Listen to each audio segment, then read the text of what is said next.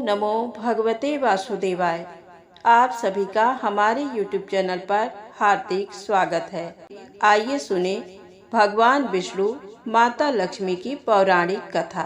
भगवान श्री हरि विष्णु की माता लक्ष्मी की पूजा अर्चना करने से माता लक्ष्मी का वास निरंतर घर में बना रहता है। साथ ही व्यक्ति की समस्त मनोकामनाएं पूर्ण हो जाती हैं। तो कथा को पूरा सुनिएगा। प्रेम से बोले विष्णु भगवान की जय हो, माता लक्ष्मी की जय हो। आइए कथा को शुरू करते हैं। पूरे श्रद्धा से कथा को पूरा सुनिएगा। एक समय की बात है, भगवान विष्णु ने अपने प्राणों से भी प्रिय पत्नी लक्ष्मी जी को घोड़ी होने का शाप दे दिया था। इसी कारण बस लक्ष्मी जी घोड़ी बनकर यमुना और तमसा नदी के संगम स्थान पर रह रही थी। उस स्थान पर रहकर देवी लक्ष्मी ने भगवान शंकर की आराधना की थी। लक्ष्मी जी की तपस्या से प्रसन्न होकर भगवान शिव ने उन्हें वरदान दिया। शिव जी ने कहा, देवी आप शीघ्र ही अपने पति भगवान विष्णु का सानिध्य प्राप्त करेंगी। आप एक पुत्र की माता बनने के पश्चात विष्णु जी के कहे अनुसार इस श्राप से मुक्त होकर पुनः वैकुंठ लोक को चली जाओगी। लक्ष्मी जी को वरदान देकर भगवान शंकर पार्वती जी सहित अपने धाम कैलाश पर आ गए। शिव जी ने अपने चित्ररूप को बुलाया और कहा, चित्ररूप तुम अभी इसी वक्त वैकुंठ को जाओ। वहां जाकर भगवान नारायण को मेरा एक संदेश कहना। उनसे कहो कि वे उस स्थान पर जाएं जहां पर भगवती लक्ष्मी घोड़ी का रूप धारण करके रह रही हैं। शिव जी ने उन्हें ये वरदान दिया है कि भगवान विष्णु उनसे आकर मिलेंगे। इसीलिए उस वरदान को फलित करने के लिए भगवान विष्णु यमुना और तमसा नदी के संगम स्थान पर जाकर अभी पत्नी लक्ष्मी को पुनः वैकुंठ लेकर आए। इसीलिए उस वरदान को फलित करने के लिए भगवान विष्णु यमुना और तमसा नदी के संगम स्थान पर जाकर अपनी पत्नी लक्ष्मी को पुनः वैकुंठ लेकर आए। भगवान शंकर की आज्ञा पाकर चित्ररूप उसी क्षण वैकुंठ को चले गए। वहां भगवान विष्णु के भवन के पास पहुंचकर विष्णु जी के द्वारपाल जय और विजय से कहा, आप लोग अंदर जाकर भगवान विष्णु को ये सूचना दीजिए कि भगवान शिव के दूत चित्ररूप आपसे भेंट करने के लिए आए हैं। चित्ररूप की बात मानकर जय विष्णु जी के भवन में गए। जय ने विष्णु जी से कहा, प्रभु शिव जी के दूत चित्ररूप आए हैं, आपसे भेंट करने की इच्छा रखते हैं, क्या मैं उन्हें अंदर बुला सकता हूँ? विष्णु जी ने कहा, जय आदर सत्कार के साथ उन्हें अंदर लेकर आओ। उसके बाद चित्ररूप भगवान विष्णु के भवन में जाकर उन्हें प्रणाम करते हैं। चित्ररूप वह सारी बातें कह सुनाते हैं जो भगवान शिव जी ने विष्णु से कहने के लिए कहा था। चित्ररूप की बातें सुनकर विष्णु जी कहते हैं, वत्स मैं अवश्य ही लक्ष्मी जी से भेंट करने जाऊंगा। शिव जी के वरदान अनुसार उन्हें वापस भी लेकर आऊंगा। तुम अभी कैलाश चले जाओ। इतना कहकर भगवान विष्णु यमुना और तमसा नदी के संगम स्थान पर आते हैं। वहां देवी लक्ष्मी घोड़ी के रूप में विष्णु जी की प्रतीक्षा कर रही थी। उस समय भगवान विष्णु ने भी एक सुंदर घोड़े का रूप बना लिया था। यमुना और तमसा नदी के संगम स्थान पर उपस्थित देवी लक्ष्मी ने देखा एक घोड़ा उनके तरफ आ रहा है। तब वह तुरंत पहचान गई कि ये भगवान विष्णु हैं जो घोड़े का रूप धारण करके उनसे मिलने आ रहे हैं। इसके बाद घोड़ा और घोड़ी रूप में स्थित भगवान विष्णु और लक्ष्मी जी का संयोग हुआ, जिससे लक्ष्मी जी गर्भ धारण कर लेती हैं। समय आने के बाद लक्ष्मी जी एक सुंदर बालक को जन्म देती हैं। इस बालक का नाम विष्णु जी ने है रखा। बालक को जन्म देते ही भगवान विष्णु उनकी पत्नी लक्ष्मी जी से कहते हैं, देवी अब तुम अपने वास्तविक दिव्य रूप को धारण करो। हम लोग बैकुंठ को चले जाते हैं। इस बालक को हम यहीं छोड़कर चलते हैं। मैंने पहले ही इसके पालन पोषण की व्यवस्था कर दी है। देवी लक्ष्मी और विष्णु जी बैकुंठ जाने के लिए तैयार हो गए। तब लक्ष्मी जी पुत्र मोह में पड़कर विष्णु जी से कहती हैं, प्रभु क्या हम इस बालक को अपने साथ लेकर नहीं जा सकते? ये अकेला बालक इस घने जंगल में यहाँ पर कैसे रह सकता है? तब विष्णु जी कहते हैं, देवी मेरी बात ध्यान से सुनो। हरिवर्मा नाम के एक राजा हैं। उन्होंने पुत्र प्राप्ति करने के लिए मेरी तपस्या की है। पूरे 100 वर्षों से मेरी तपस्या कर रहे हैं। मैं अभी उनके पास जाकर उन्हें वरदान देता हूँ कि वह मेरे द्वारा उत्पन्न पुत्र को अपना लें। विष्णु जी की बात सुनकर देवी लक्ष्मी शांत हो जाती हैं। उसी क्षण विष्णु भगवान और लक्ष्मी दोनों ही उस स्थान पर जाते हैं जहाँ हरिवर्मा तपस्या कर रहे होते हैं। भगवान विष्णु को अपने सामने देख हरिवर्मा अति प्रसन्न हो जाते हैं और उन्हें प्रणाम करते हैं। भगवान विष्णु हरिवर्मा से कहते हैं, हरिवर्मा तुमने मेरे जैसे ही पुत्र की प्राप्ति के लिए 100 वर्षों तक बहुत ही कठिन तपस्या की है। इसीलिए तुम्हारी इच्छा पूर्ण करने के लिए मैंने एक पुत्र उत्पन्न किया है। इस समय मेरा वह बालक तमसा और यमुना नदी के संगम स्थान पर है। तुम इसी क्षण वहां जाकर उसे लेकर अपनी राजधानी को लौट जाओ। भगवान विष्णु का ये वरदान पाकर हरिवर्मा बहुत प्रसन्न हो जाते हैं। उसी क्षण उस स्थान के लिए प्रस्थान कर देते हैं जहाँ पर वह बालक था। इधर जहाँ यमुना और तमसा नदी के संगम स्थान पर वह बालक उपस्थित था, चंपक नाम के एक राजा अपनी पत्नी मदालसा के साथ आते हैं। बालक को देखते ही मदालसा के मन में उसे अपना पुत्र बनाने की इच्छा उत्पन्न हो जाती है। तब चंपक और मदालसा दोनों ही ये पूछने के लिए कि ये बालक किसका है, बालक को लेकर अपने विमान पर बैठकर इंद्र के पास जाते हैं। चंपक और मदालसा को बालक के साथ वहां आया हुआ देखकर इंद्र कहते हैं, इस बालक को तुम अपने घर नहीं ले जा सकते, क्योंकि ये भगवान विष्णु और लक्ष्मी जी का पुत्र है। भगवान विष्णु ने राजा हरिवर्मा के लिए ही इसे उत्पन्न किया है। इसीलिए तुम इस बालक को लेकर उसी स्थान पर रख दो जहाँ से लाए हो, क्योंकि राजा हरिवर्मा शीघ्र ही स्थान पर पहुँचने वाले हैं।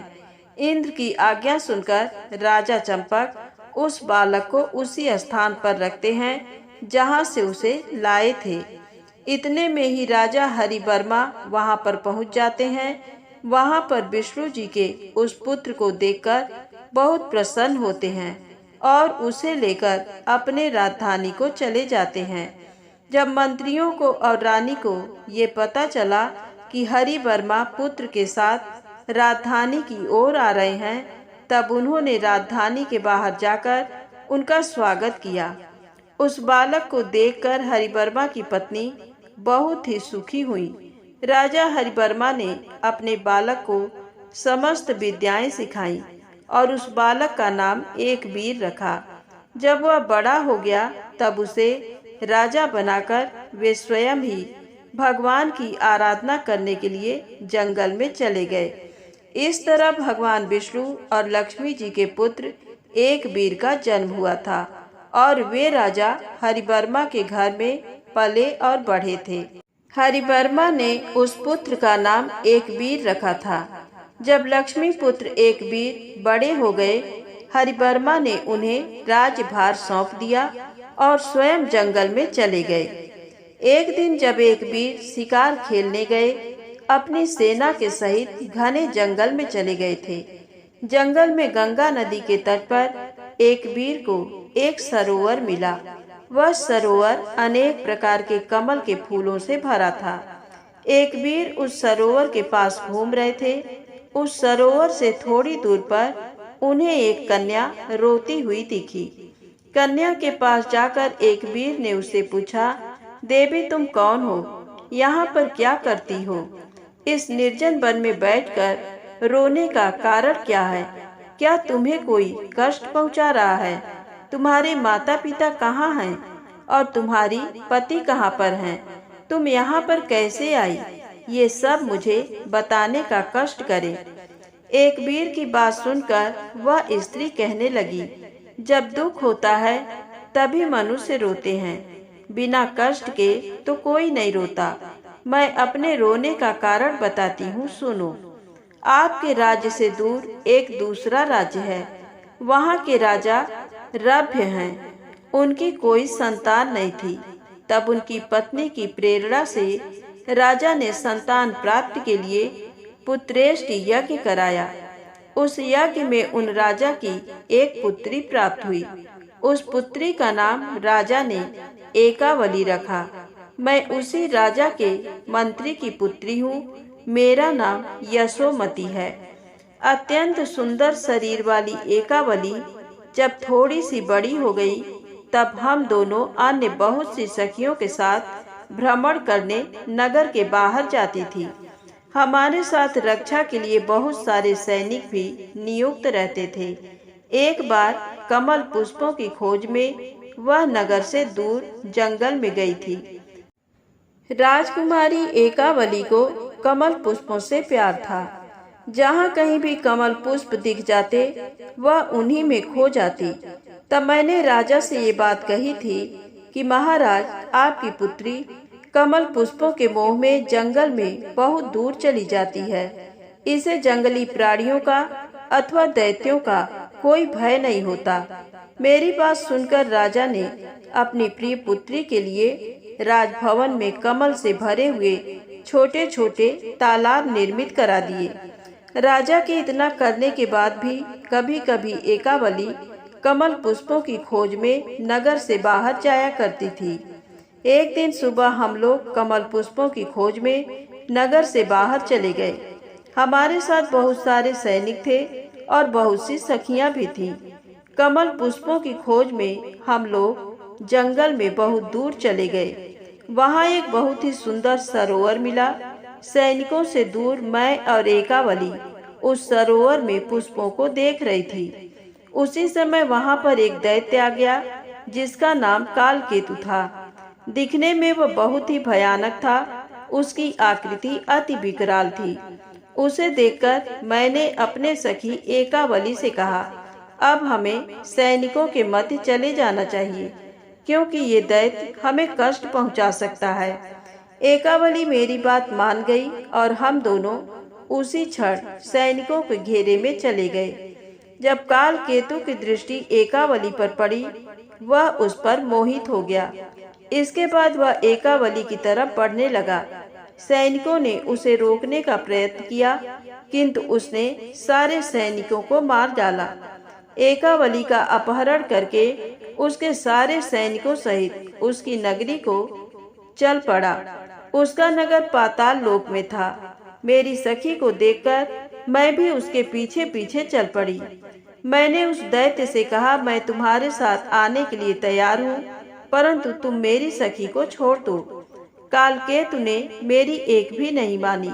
उसने मुझसे कहा, तुम राजकुमारी से कहो मुझसे शादी कर ले। मैंने उससे कहा, कालकेत, एकावली मेरी परम सखी है, मैं भला उसे ऐसे क्यों कहूँ? मैं जानती हूँ तुम उसके योग्य नहीं हो, इसीलिए तुम स्वयं ही अपनी बात उसके सामने रखो। मेरी बात सुनकर वह दैत्य एकावली से कहने लगा, राजकुमारी, मैं तुम पर मोहित हो गया हूँ। मैं तुमसे विवाह करना चाहता हूँ। मुझसे विवाह के बाद तुम मेरे इस राज्य की रानी बनकर सुख से अपना जीवन व्यतीत करो। इसीलिए तुम शीघ्र ही मुझसे विवाह करने के लिए मान जाओ। कालकेतु की बात सुनकर एकावली ने कहा, कालकेतु, मैंने पहले ही राजा एक वीर को अपना पति चुन लिया है। मेरे पिता भी उन्हीं से मेरा विवाह करना चाहते हैं। इसीलिए मुझसे विवाह करने का विचार मन से निकाल दो और मुझे अपने बंधन से मुक्त कर दो। यशोमती कहती है, एकावली की ये बात सुनकर कालकेत बहुत ही क्रोधित हो गया। उसने हम दोनों को कारागार में डाल दिया। अपनी सखी को वहीं छोड़कर मैं यहाँ पर आकर उस एकवीर नाम के राजा जो प्रतीक्षा कर रही हूँ और मेरी सखी की इस दशा के कारण रो रही हूँ। यशोमती की बात सुनकर एकवीर कहते हैं, देवी, इस संसार में एकवीर नाम का राजा एक ही है और वह मैं हूँ। राजकुमारी ने मन से मुझे वरण किया है, ये सुनकर ही मैं उस पर मोहित हो गया हूँ। मैं इसी क्षण जाकर उस राजकुमारी की रक्षा करता हूँ। उस काल केतु दैत्य को मारकर राजकुमारी से विवाह कर लूंगा। किंतु मुझे एक बात समझ नहीं आ रही, अपनी उस दुखी सखी को कारागृह में ही छोड़कर तुम यहाँ पर कैसे पहुँच गई? तुम्हें कालकेतु के कारागृह से कैसे मुक्ति मिली? ये रहस्य मुझे सच सच बता दो। एकवीर की बात सुनकर यशोमती कहती है, राजन, मैं बचपन से ही भगवती जगदम्बा के मंत्र को जानती हूँ। मैं सदा उस मंत्र का जाप करती रहती हूँ। उस कारागृह में मैंने जगदम्बा के मंत्र का जाप किया। 1 महीने के बाद भगवती जगदम्बा मेरे सपने में आई। देवी ने मुझसे कहा, तुम इसी क्षण गंगा के तट पर जाओ। वहाँ पर राजा एकवीर अपनी सेना सहित शिकार खेलने के लिए आने वाले हैं। एकवीर राजा मेरे परम भक्त हैं। वे सदा मेरे मंत्र का जाप करते रहते हैं। उनके हृदय से मैं एक क्षण भी दूर नहीं होती। सभी प्राणियों में वे राजा मुझे ही देखते हैं। शीघ्र ही राजा को तुम यहाँ पर लेकर आओ, जिससे कालकेत की मृत्यु हो जाएगी। उसके बाद तुम एकवीर और एकावली का विवाह करा देना। मैंने एकावली से अपने इस स्वप्न के बारे में कहा और उस कारागृह से निकल गई। देवी की कृपा से मुझे कोई भी कहीं भी रोक नहीं सका। यशोमती की ये बात सुनकर एकवीर कालकेत की नगरी को जाने के लिए तैयार हो जाते हैं। वहां पहुंचने के बाद कालकेत और एकवीर में महाभयंकर युद्ध छिड़ जाता है। उस युद्ध में एकवीर कालकेत का अंत कर देते हैं। उसके बाद राजकुमारी एकावली को भेंट करके उसे उसके पिता को घर छोड़ने जाते हैं। एकावली के पिता को जब सारी घटना पता चलती है, तभी राजा एकवीर का धन्यवाद करते हैं। बहुत प्रसन्नता के साथ अपनी पुत्री एकावली का विवाह राजकुमार एकवीर के साथ कर देते हैं। इस तरह भगवती जगदम्बा की कृपा से एकावली और एकवीर का विवाह हुआ था। तो प्रेम से बोले, विष्णु भगवान की जय हो। दोस्तों, यदि आपको कहानी अच्छी लगी हो तो प्लीज़ लाइक अवश्य करिए, चैनल को सब्सक्राइब करें, ज़्यादा से ज़्यादा शेयर करें। जय माता दी, जय भोलेनाथ।